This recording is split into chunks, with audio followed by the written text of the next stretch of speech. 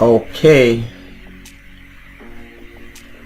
welcome to the section 3 of our project management professional training and certification program. Now in this section we're going to be looking at another important process in the project risk management knowledge area, and that is perform qualitative risk analysis. Okay, so how do you perform qualitative risk analysis? All right, so let's move into it to get the details. Now, an overview of the perform qualitative risk analysis. Performing qualitative risk analysis is a pivotal step in the risk management process. Now, it focuses on assessing the significance of identified risk. Alright, now the first thing you do is, of course, to identify the risks that are inherent in your projects. Okay, so in this perform qualitative risk analysis, what you have to do is to start assessing the significance of those identified risks. Are they significant? Are they worthy of attention? All right. Now, qualitative analysis involves assigning probability and impact values to risks, enabling the prioritization of risks for further analysis and response planning. Alright, so you assign probability to those risks. What is the possibility that these identified risks could occur? Because risks are simply occurrence or events that are unwanted. Alright, whose impacts could be negative. Alright, whose impacts could adversely affect your objectives or your outcomes. Are you getting it now? So you are assigning the probability of that occurrence actually taking place, and then of course the magnitude of the impact, the negative impact or the adverse effects is going to have. Do you understand that now? So this enables you to prioritize, all right, the risks for further analysis. So by doing this, you're going to now know whether the risk is worthy of your attention, whether it is significant enough to warrant further analysis and for you to channel resources into planning how you're going to respond to that risk. I hope that makes sense. All right. Now, of course, in the life cycle of your project, there are a lot of risks you are going to identify. Some large, some small. Some will have great impact, some will have small impact, some will have insignificant, infinitesimal impact. All right, so you don't want to waste your time, attention, and resources on risks that have insignificant, infinitesimal impact. You don't want to waste your time on that. Do you understand? So that's the reason you have to perform qualitative risk analysis, to ascertain the probability or the possibility of occurrence and also the significance of the impact of those risks. I hope that makes sense. All right, now by the end of this section you should be able to understand the purpose and importance of perform qualitative risk analysis process. All right, and then also you'll be able to identify the inputs, the tools and techniques, as well as the outputs of this process. And then lastly, you're going to learn how to prioritize identified risks for further analysis and response planning. Okay, so let's move on. Now, what are the objectives of this process? Perform qualitative risk analysis. Now, by engaging in this process, we'll be able to evaluate the probability and impact of identified risks. Now, this is very important. Okay, now when we have this in place, then we'll be able to determine whether to go on with the identified risks. and then prioritize risks based on their potential effects on project objective. This is exactly what I'm talking about. All right, so having identified the probability and the impact, you can now prioritize. all right, the risks that you're going to work on further based on the potential effect that they are going to have on your project's objectives or the project requirements. Now, thirdly, this process helps to provide a basis for determining which risks require further analysis and response planning. Like I said, you're going to have a slew of risks, you understand, in your project execution throughout the life cycle of your project. Okay, so which one are you going to respond to? Which one is deserving of response? You understand? Because every response is going to consume resources. Either it's going to consume resource time or personnel. Okay, so you want to be sure that it has significant impact before you're going to start channeling resources to that. All right.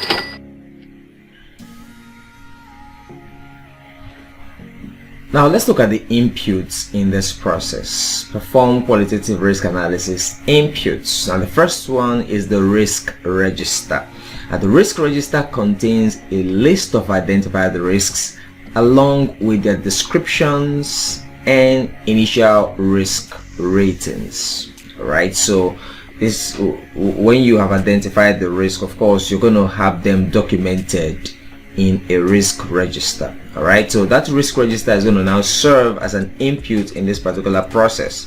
All right, of course they're going to come with their descriptions, all right, and then the ratings, okay, in terms of their magnitude, right, in terms of how significant they are. That's what we mean by this ratings. Okay, risk plan, that's the next input.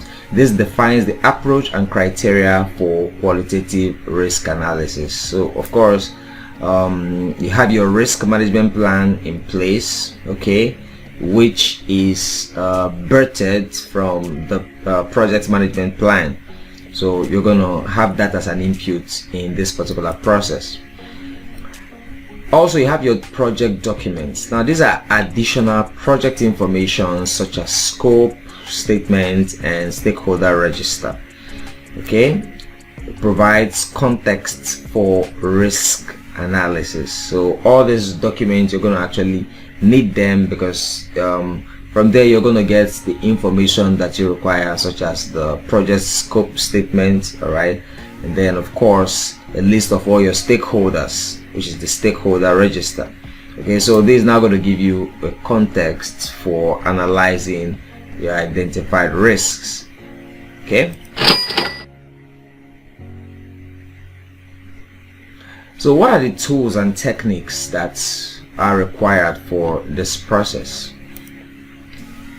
First is the probability and impact matrix. This is a tool used to assess and prioritize risks based on their probability and impact on project objective. So you have the probability impact matrix, which you use for prioritization, and of course that's going to be based on the probability and impact on the project's objective.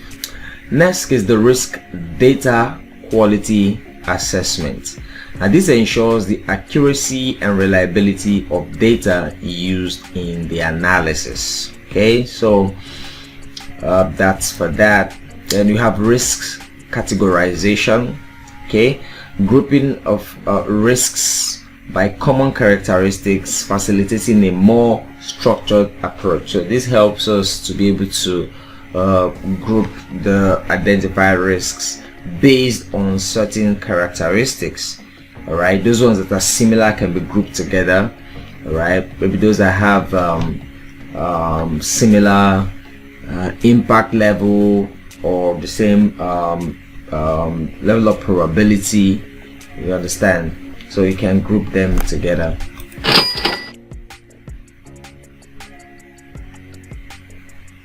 All right, now the outputs for this perform qualitative risk analysis. We have the updated risk register. Okay, now it is updated because it's now includes the updated risks probability and impact assessment. Do you understand that now? So initially, when you're starting out your project, of course you're going to do a thorough risk identification. All right, you identify all the risks, small and great. Okay, but then when you now engage in this particular process, perform qualitative risk analysis, this is when you're going to now weed out those risks which are insignificant, that doesn't require attention because they don't have significant impact on the outcome of the project. They don't really matter. All right, they are not a factor. They won't make much difference on the outcome of the project. So you weed those ones out of your risk register. Okay, that's what this process actually does for you after you must have determined the probability and impact assessment. So when all is done, you now have an updated risk register, which is a narrower list of the risks that you have in the project. So these ones have significant probability and of course significant impact on the project objective based on assessments. Now, the key takeaway from the perform qualitative risk analysis. Firstly, qualitative risk analysis provides a foundation for making informed decisions about which risks to prioritize. Okay, so with this, you have a basis, all right, for making informed decisions on which risks to focus on and which one to actually ignore. Okay, probability and impact matrix is a valuable tool for visualizing risks priorities. So this is going to help you create a visual, right, of your risks priorities. Regular updates to the risk register ensure that the project team has the latest information for decision making. Now this is very important, right, because project teams need to have the right information at the right time.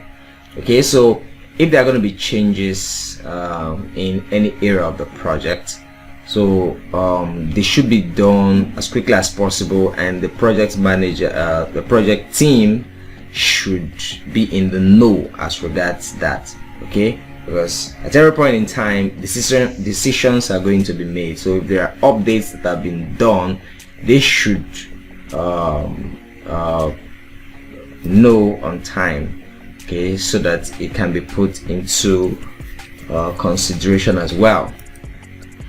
Qualitative risk analysis is a crucial step in the risk management process, guiding subsequent actions to effectively address and mitigate project risks. Okay, all right, so that brings us to the end of this section. So I'll see you in the next section. Bye for now.